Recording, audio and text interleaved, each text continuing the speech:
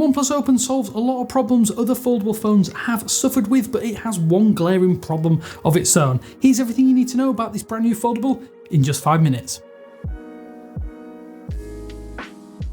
Charging head-on into the foldable space is a brand new move for OnePlus, and it is genuinely a fine effort first time. The fit and finish here is exceptional. It feels absolutely superb in your hands with solid materials, plus it has a great size and shape for this particular form factor. The squared edges are definitely reminiscent of the Galaxy Z Fold series. Stay away from water though, as the OnePlus Open only has an IPX4 rating. The design is dominated by a large camera bump at the back, and it looks a lot like the one found on the Oppo Find X6 Pro. The classic OnePlus alert slider is back here, letting you switch between ringer modes even without unlocking the OnePlus Open itself. The volume and power buttons are a little bit hard to reach than they are on other phones, and there is a fingerprint scanner embedded within the power button that is used for secure locking, but it is plenty fast when you do use this to unlock the device. The OnePlus Open's size and shape sits right between the Pixel Fold and the Z Fold 5. The cover screen is about the same size as the Pixel 7 screen in terms of usability,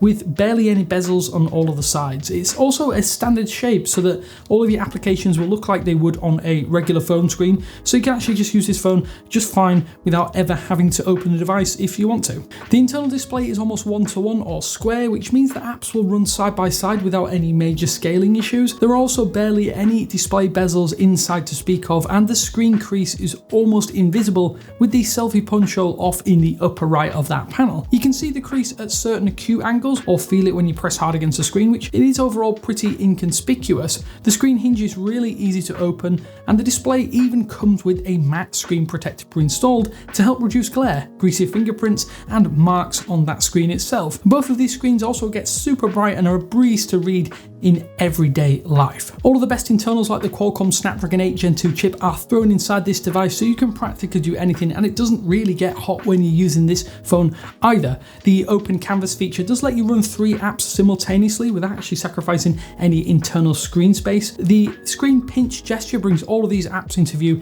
and it's a great solution to multitask on a bigger screen such as this. Annoyingly, Oxygen OS, or should I say Color OS, isn't the most polished with the larger screen form factor though. You can't put widgets over the screen crease, and some layouts don't really work well when the screen is open. That said, home screens and apps will remain consistent across these when you open or close the phone, which means you can pick right up where you left off pretty quickly when you open and close it. Frustratingly though, the OnePlus Open is preloaded with Android 13, not actually the latest Android 14 build. This could be a little bit of a blessing in disguise, as a little bit of spit and polish is going to be required to make sure that Android 14 does run smoothly on the OnePlus Open when it does launch, hopefully soon. That update will take up one of the 4 that is promised, which is another little annoyance.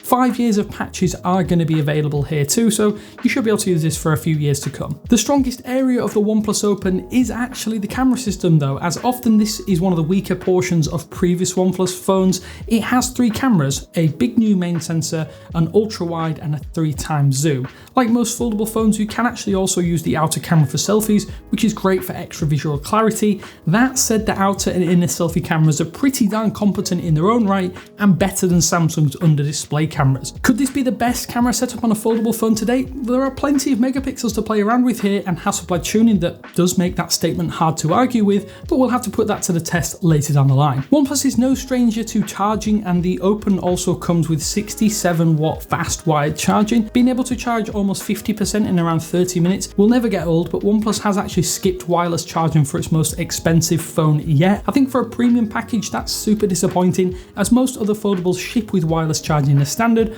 but at least it is fast charging via wire here regardless. The upside is that you don't actually need to hit the charger all that often, as the lifespan of the OnePlus Open is pretty consistent overall. The more that you use that large inner screen, of course, the quicker that it will drain, but topping up is actually faster than most phones, so you don't really need to worry about too much when you hit that 0% mark or get close to it. So there's a mixture of good and bad, but the biggest pain point for the OnePlus Open is that it is really just a stealthy rebrand of the Oppo Find N3 for global markets. There's practically no difference between the two devices, save the badges, And as we've seen over a number of years, the OnePlus brand, from the software to the hardware and the pricing, is slowly being eroded in favour of Oppo. Does that matter with this particular device? Well, that's going to be up to you. Most fans would tell you it's a shame, but this is quite a good product in its own right. The OnePlus Open is easily one of the more refined foldable phones released thus far. It has lots of good traits with a lower price than most, but not all of the competition.